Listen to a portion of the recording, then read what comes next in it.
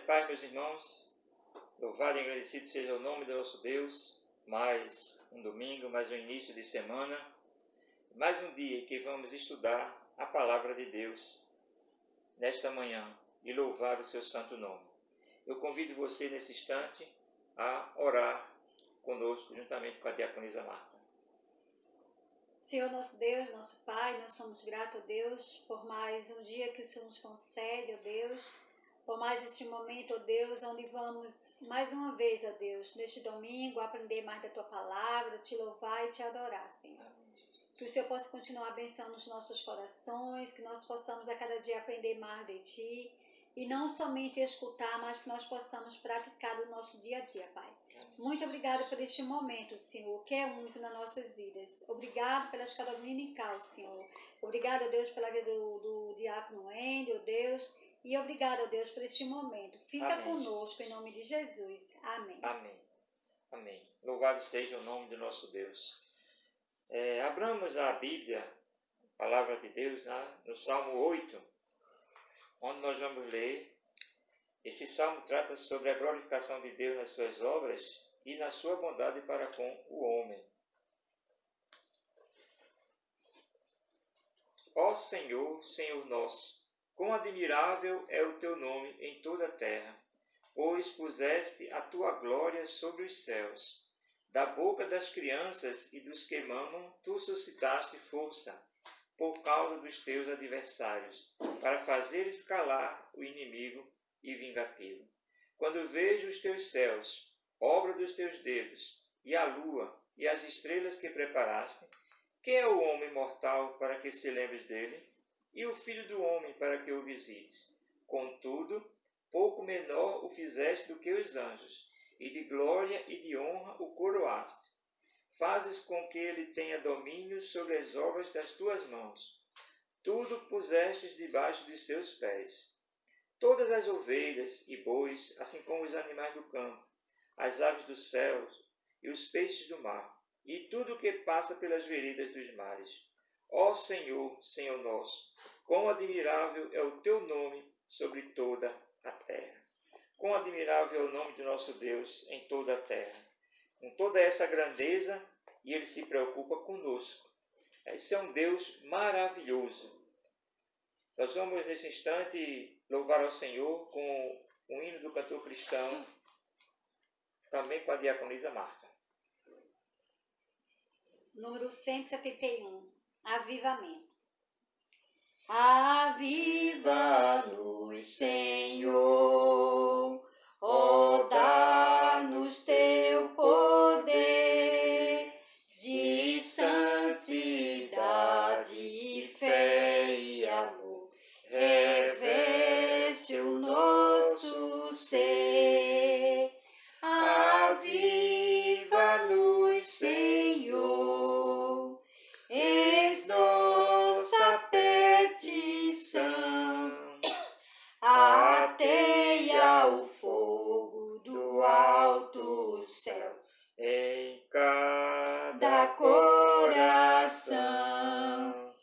Desperta-nos, Senhor, ó, faze-nos fluir as ricas bênçãos divinas, primícias do porvir.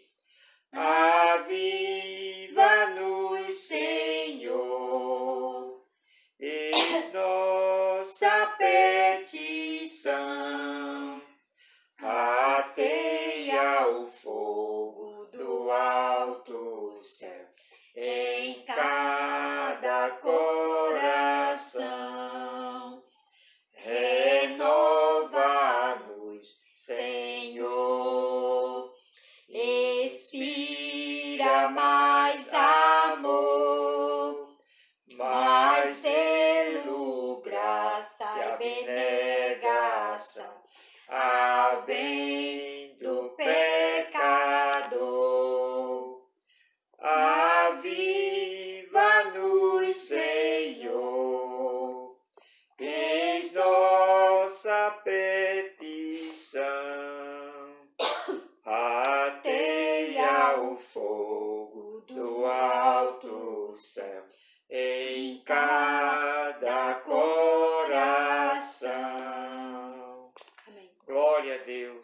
Louvado e agradecido seja o nome do nosso Deus.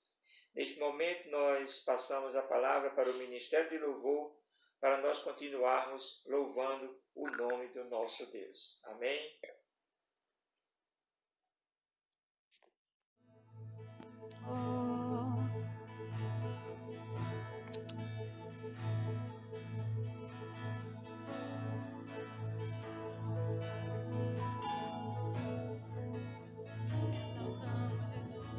Se o sol se pôr e a noite chegar, tu és quem me guia. Se a tempestade me alcançar, tu és meu abrigo. Se o mar me submergir, a tua mão me traz à tona pra respirar, que me faz andar sobre as águas.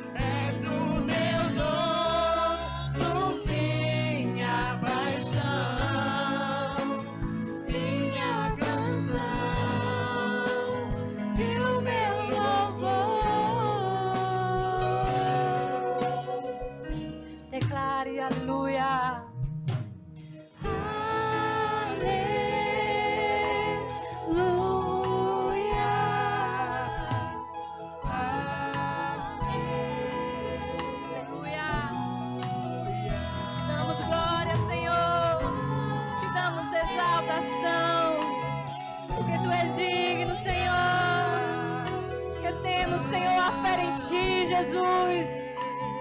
Aleluia.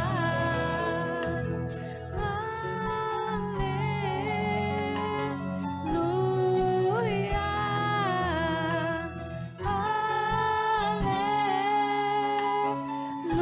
Aleluia. A ti exaltação, aplauda Jesus, que Ele é digno. Aleluia.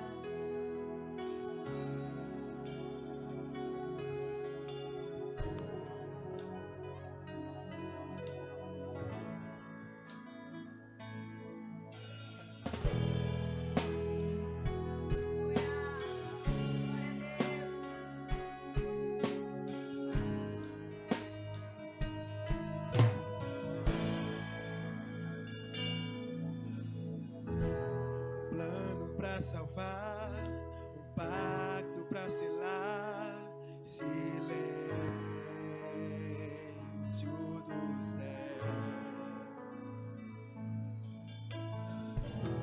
Resgate e salvação, encheu seu coração, ele nem hesitou. No palco do amor, anunciou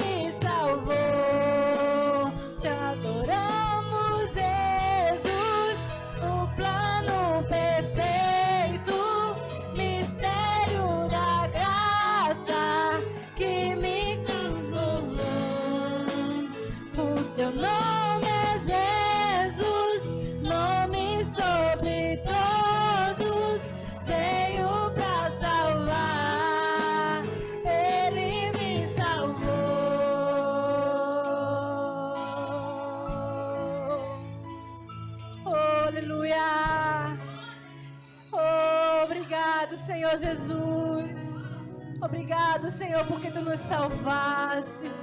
Obrigado, Senhor, porque Tu nos deste, Senhor, vida em abundância, Pai.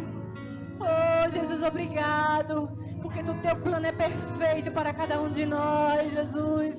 E as nossas vidas estão nas Tuas mãos. Tu que estás guiando, Senhor.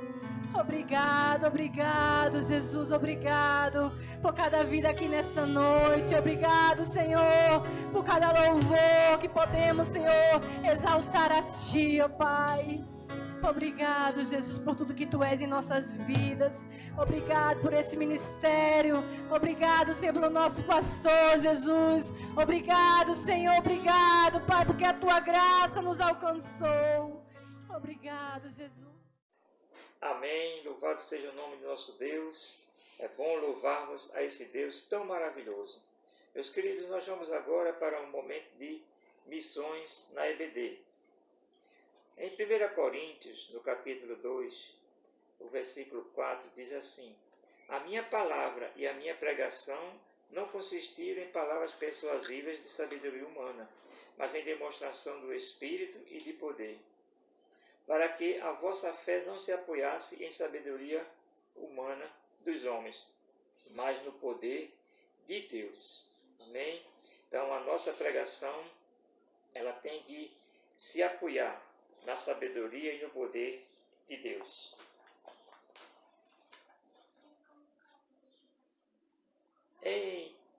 Os missionários Tiago e Heloíse coordenam um projeto missionário no Amazonas, chamado Projeto de Desenvolvimento Comunitário Atalaia do Norte. E esse projeto tem como objetivos capacitar líderes locais e equipar cristãos para exercer uma fé madura, treinar e enviar missionários autônomos, descentralizando as ações missionárias, manter ativa as turmas de estudos dos princípios bíblicos para todas as idades, gerar crescimento do reino de Deus de forma integral na tríplice fronteira amazônica, através da formação de líderes engajados na grande comissão. Os missionários têm como estratégia a realização do discipulado semanal com grupos específicos de cada etnia, capacitando-os para ensinar novos discípulos, dar aulas de reforço escolar semanal para todas as faixas etárias da língua portuguesa, para capacitar, assim, os nativos ali do Amazonas ficarem mais fluentes na língua portuguesa e assim também ficarem fluentes no entendimento da palavra de Deus e na entrega dessa palavra em missões. Então, os missionários Tiago e Heloíse, eles estão com esse trabalho, com esse projeto ali no Amazonas. E nós, como Igreja do Senhor, fazendo o nosso trabalho de missões também, precisamos orar por esses missionários, interceder por eles, para que o Senhor possa cada dia lhes conceder força, estratégias e graça sobre as suas vidas, para eles realizarem o trabalho ali no Amazonas. Então, amados, não esqueçamos de orar pelos missionários Tiago e Heloíse. Nesse instante, nós vamos assistir um vídeo sobre missões. E eu convido você a prestar bastante atenção, porque nós somos missionários. Amém? Deus abençoe.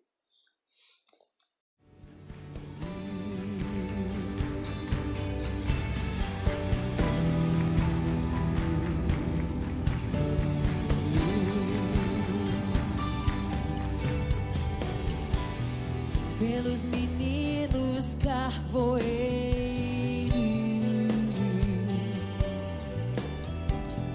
pelas meninas da Central,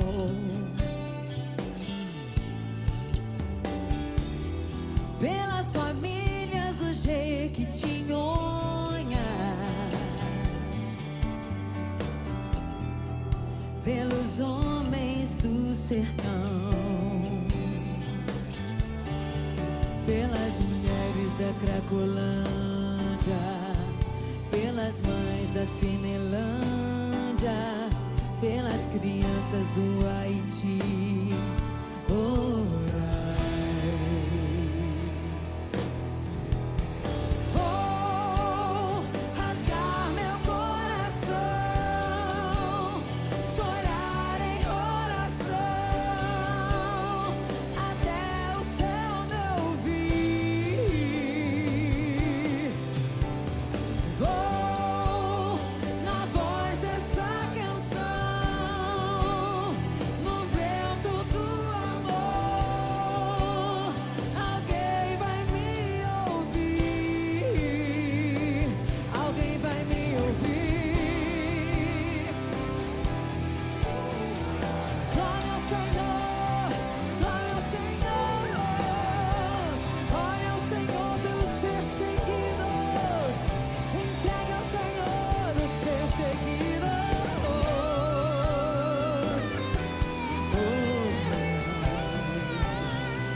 Clame ao Senhor.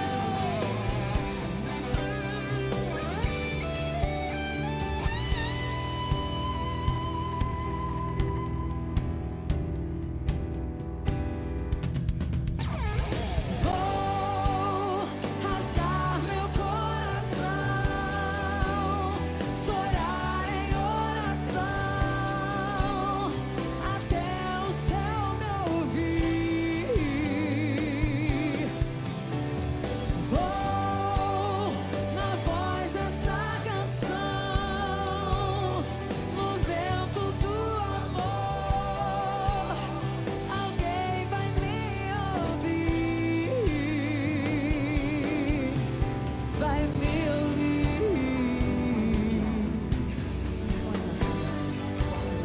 vai me ouvir,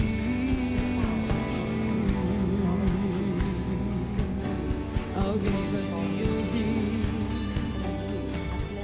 alguém vai me ouvir,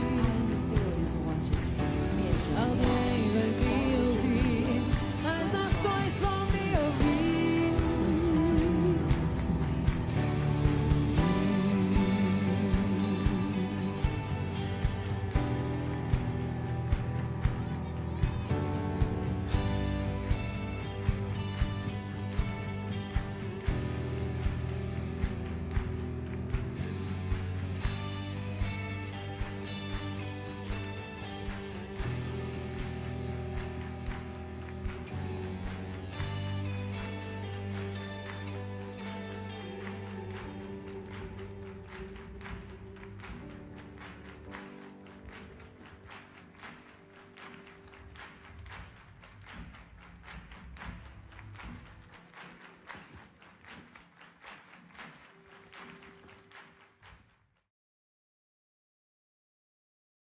Amém, glória a Deus.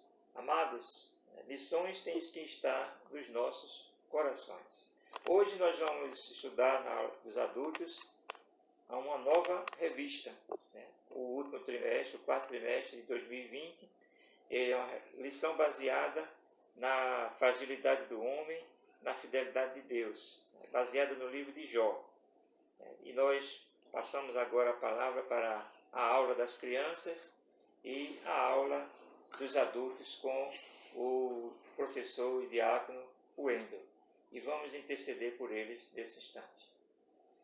Eterno Deus, maravilhoso Pai, nós te damos graças, Senhor amado, por tudo quanto já foi realizado nesta EBD, Senhor, neste culto, ó Deus amado da EBD. Te agradecemos, ó Deus bendito, por cada família, Senhor, que está assistindo, ó Deus, e as que ainda vão assistir depois, ó Pai amado, que a Tua palavra, Senhor, possa ser penetrante nos nossos corações, Pai amado, e que nós possamos, ó Deus, ouvir e guardá-la, ó Pai bendito, e colocar em prática no nosso dia a dia, Senhor. Abençoa as crianças, ó Deus, com o estudo desta manhã, que elas possam, ó Pai bendito, também deixar gravado nos seus coraçõezinhos, nas suas mentes, o estudo que vai se realizar, Senhor. E que os adultos, ó Deus amado, nós possamos também entender a Tua palavra. Abençoa o professor Wendel cada dia mais e abençoa a Tua igreja. Em nome de Jesus te oramos e te agradecemos. Amém e amém. Olá, crianças! Hoje vamos estudar mais uma linda história sobre Jesus chamada Amigo de Todos. O verso para decorar está no livro de Efésios, capítulo 4, verso 32, e diz: Sejam bondosos uns para com os outros. A mensagem é: servimos a Deus quando somos bondosos para com as pessoas, os animais e a natureza. A Bíblia não dá detalhes sobre a infância de Jesus, mas baseado no que sabemos, vamos imaginar como ele foi quando criança. A maioria das famílias do lugar em que Jesus morava possuía pelo menos um animal. Você sabe que animal era esse? Era um jumento. Os jumentos são animais muito fortes. São bons para transportar cargas. Quando a família de Jesus ia a algum lugar, ele ajudava José a colocar em um saco o alimento e as roupas de que eles precisariam para o jumento transportar. Jesus amava o jumento que sua família tinha e ajudava a cuidar dele também. Procurava cuidar para que o jumento sempre tivesse alimento e água. Quando o trabalho do dia terminava, Jesus dava comida e água para o jumento e o levava a um lugar de descanso para ele passar a noite ali. Quando via crianças importunando algum animal, ele pedia que parassem. Se o animal estivesse com fome, ele dava alimento. Jesus sempre procurava lidar delicadamente com os animais. Os cavalos vinham até a cerca quando Jesus passava. Os gatos gostavam de se alisar nas pernas dele. Os cachorros queriam lamber a mão dele. Até os animais selvagens gostavam de Jesus. Animal selvagem é aquele que mora no mato e que não tem dono. Esquilos tagarelavam quando Jesus passava como se quisessem dizer: Oi, Jesus! Coelhos se assentavam nas pernas traseiras e mexiam as orelhinhas quando Jesus passava. Se Jesus visse um filhote de passarinho caído fora do ninho, ele o colocava de volta no ninho. E a mamãe passarinho cantava bem bonito, como que dizendo: Muito obrigada, Jesus! Jesus também gostava de observar abelhas, besouros, lagartas e formigas. E sempre que possível, ele deixava que andassem sobre a sua mão. Ele nunca pisava neles nem os feria. Jesus gostava de ver todas as coisas bonitas que Deus havia criado. Ele observava a lua e as estrelas durante a noite. Gostava de ver as plantas brotarem, as árvores crescerem e as flores se abrirem. Às vezes, ele colhia lindas flores e trazia para sua mãe. De que Jesus mais gostava? Das pessoas, claro. Ele não gostava de ver ninguém magoado. Se alguém ferisse outra pessoa, ele procurava fazer a pessoa ferida se sentir melhor. Gostava de repartir o seu alimento com os que tinham fome. Se alguém estivesse com sede, ele sempre lhe daria um copo de água. Jesus brincava com as crianças das quais outros não gostavam. Visitava pessoas que não tinham família. As pessoas gostavam de estar perto de Jesus porque ele estava sempre feliz e sempre alegre. Cantava enquanto trabalhava e os seus vizinhos se sentiam bem quando ouviam a sua voz. Ele nunca destruía flores, a grama ou plantas só para se divertir. Ele tratava com ternura a natureza que Deus e ele haviam criado. Todos ficavam felizes, mais felizes ainda, quando Jesus estava por perto.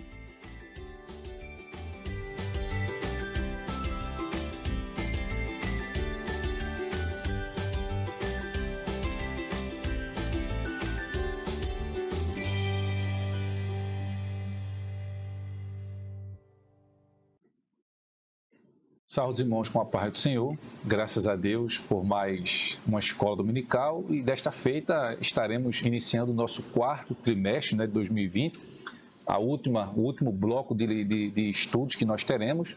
E esse último trimestre, esses últimos 3 meses, nós vamos estudar sobre a fragilidade humana e a soberania divina, o sofrimento e a restauração de Jó.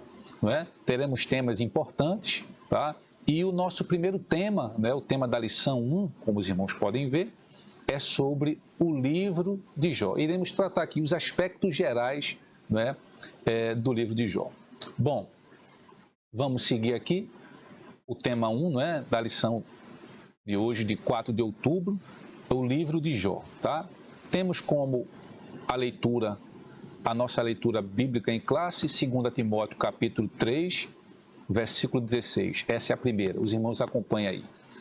Que diz o seguinte: toda a escritura divinamente inspirada é proveitosa para ensinar, para redarguir, para corrigir, para instruir em justiça. O segundo texto está lá em Ezequiel 14, o versículo 14, o 19 e o 20, que diz assim: ainda que estivessem no meio dela estes 3 homens, Noé, Daniel e Jó, eles, pela sua justiça, livrariam apenas a sua alma, diz o Senhor Jeová.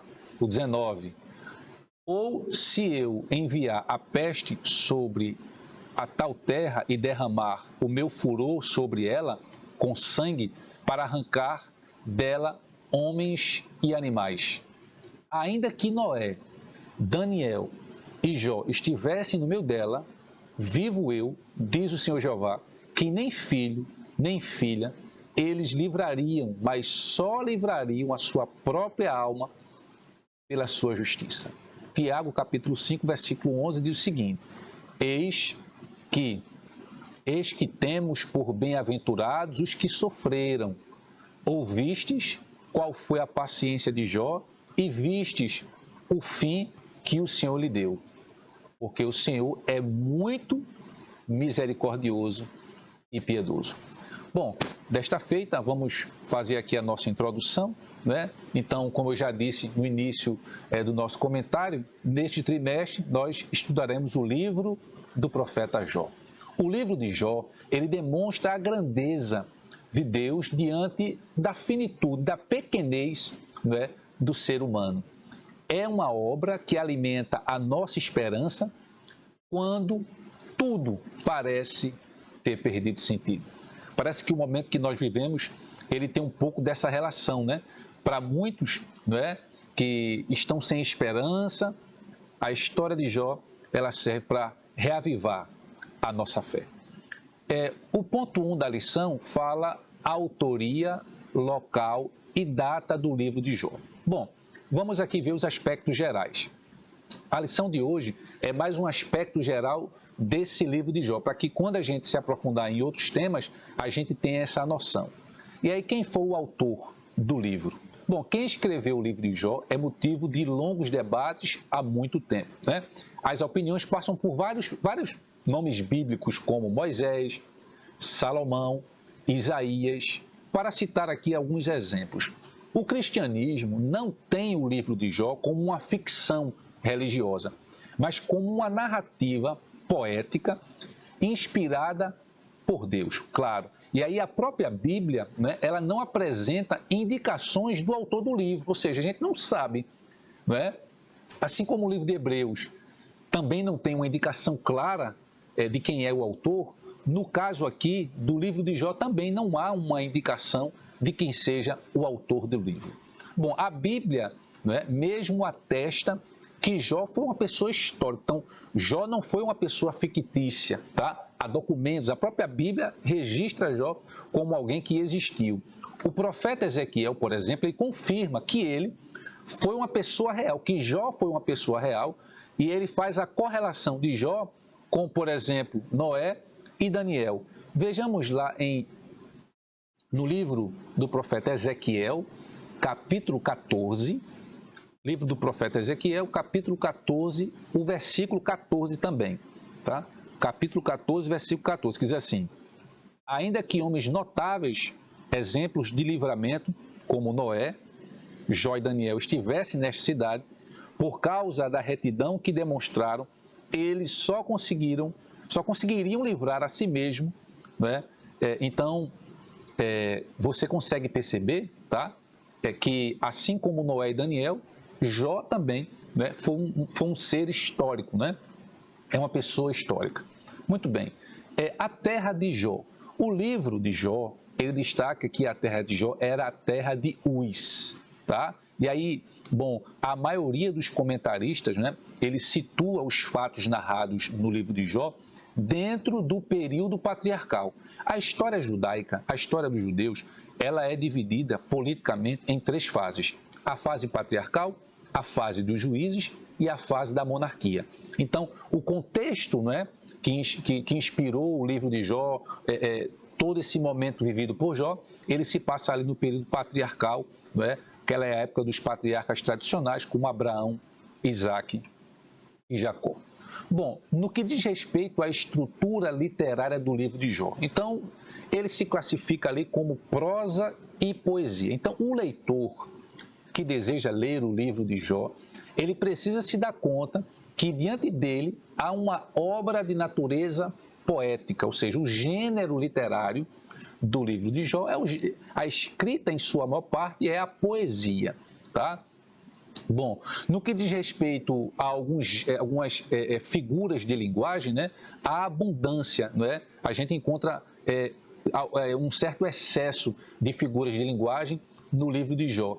E aí a metáfora é uma dessas figuras de linguagem que encontramos, né, mais claro no livro. Então o livro ele é rico em metáforas, né?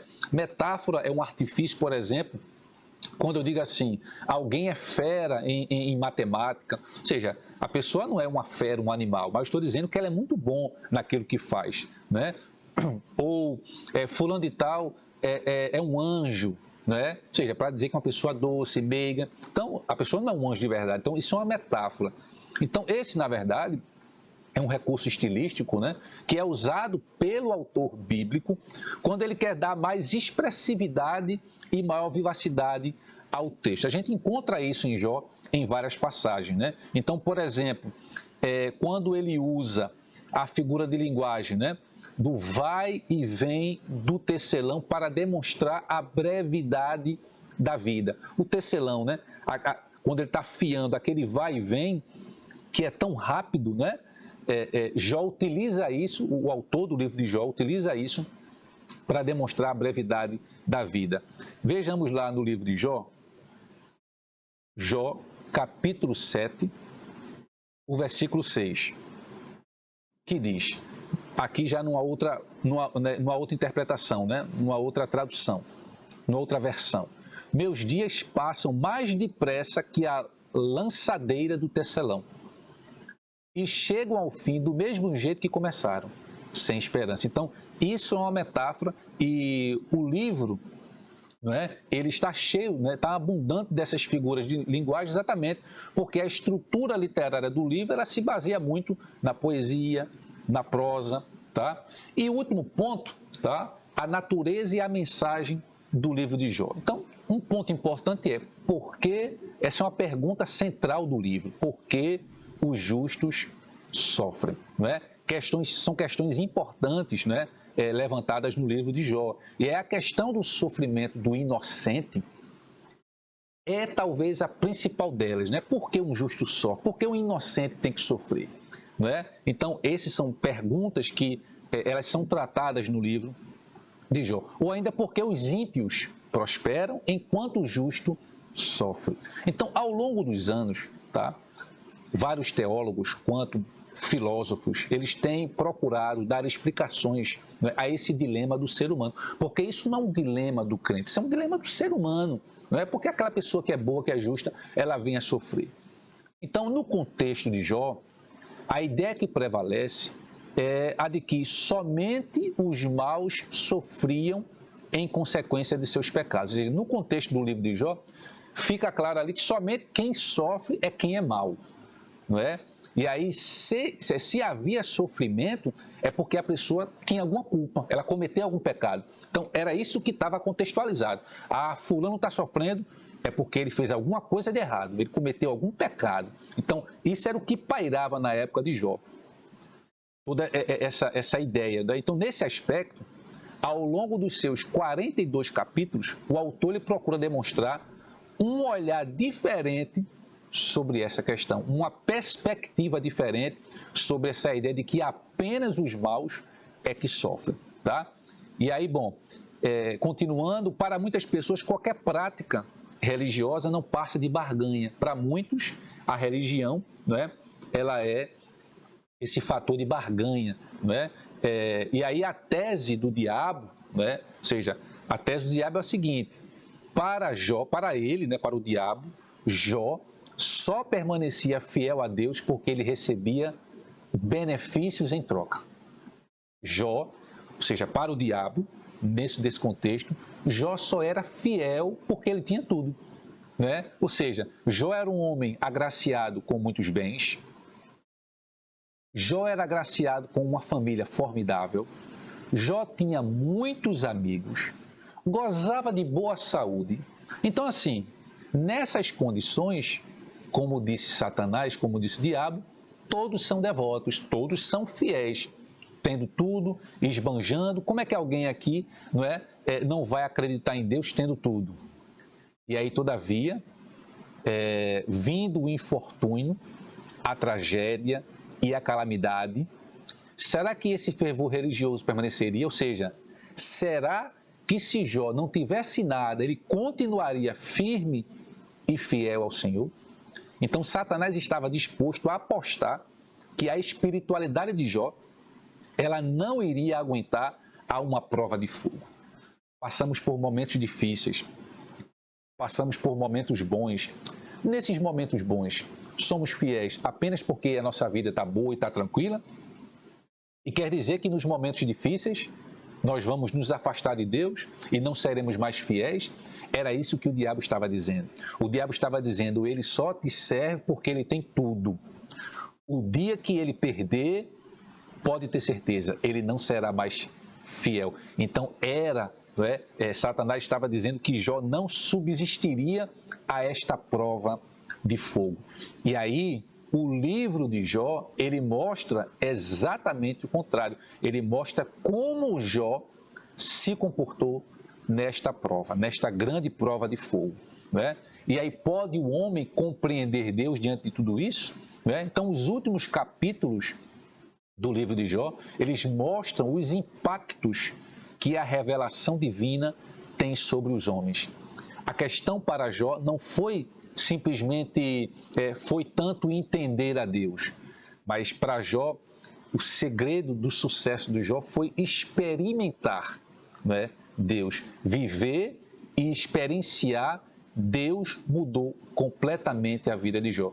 E não só a vida de Jó, quantos não tiveram sua vida mudada porque eles viveram e experimentaram, né, Deus completamente em sua vida. Então, isso é uma introdução geral, né, de alguns assuntos importantes que nós iremos discutir, iremos trabalhar, né, essa pergunta, por que o justo sofre? Será que só somos fiéis ao Senhor nos momentos bons? Será que nos momentos ruins também nós ali não estamos pelejando, também estamos fiéis ao Senhor? Então, esse tema de abertura foi para mostrar exatamente como nós iremos tratar alguns assuntos importantes ao longo desses 3 meses. Então, foi uma lição de introdução, uma lição de abertura, para os irmãos entenderem de modo geral quais são os temas essenciais que nós iremos discutir nesses 3 meses. Então, que Deus nos abençoe, que Deus continue abençoando a nossa igreja, não é? E nesse momento vamos fazer uma oração encerrando, graças a Deus, por mais uma escola dominical. Deus eterno e maravilhoso, te agradecemos, ó Pai, por esta oportunidade que o Senhor nos concede. Oportunidade, ó Deus, de estarmos aqui aprendendo mais um pouco da Tua Palavra. São tempos difíceis. E que mesmo em tempos difíceis, ó Pai, mantenha a nossa fé. Mantenha a nossa fé para que possamos estar firmes na Tua Palavra, crendo exatamente o que está na Tua Escritura, para que nós não venhamos a nos desviar nem para a esquerda, nem para a direita, mas que possamos prosseguir para o alvo, que é Cristo Jesus. Obrigado, Deus, abençoa a Tua igreja, abençoa a Igreja Batista de Coqueiral. Essa é a nossa oração que fazemos em nome de Jesus. Que Deus nos abençoe. Até a próxima, se Deus quiser.